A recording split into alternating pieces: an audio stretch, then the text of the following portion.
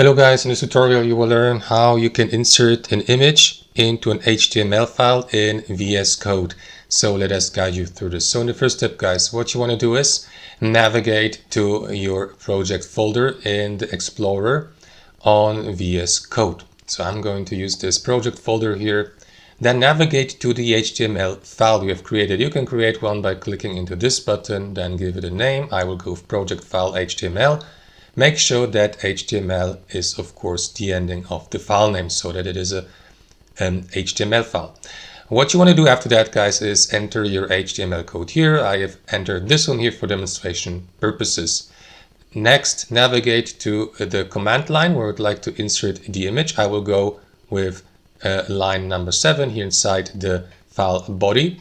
And then guys, what you want to do is skip to the next line and then enter the following command: img and then less than img space src space equals or is equal to, then space again, and then we got quotation mark, and then you will need to enter the file name of the given image. For example, if it's JPEG, the ending will need to be JPEG, of course. Here you will see you will need to enter the name of the file.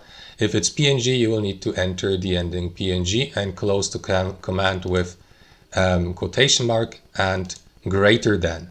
So what you want to do as well, guys, is that make sure that the given photo or image is saved in the same folder of the same project on your device. So as you can see, I moved the given image on my device to the same location here. It's in the same folder as the project file, the HTML file.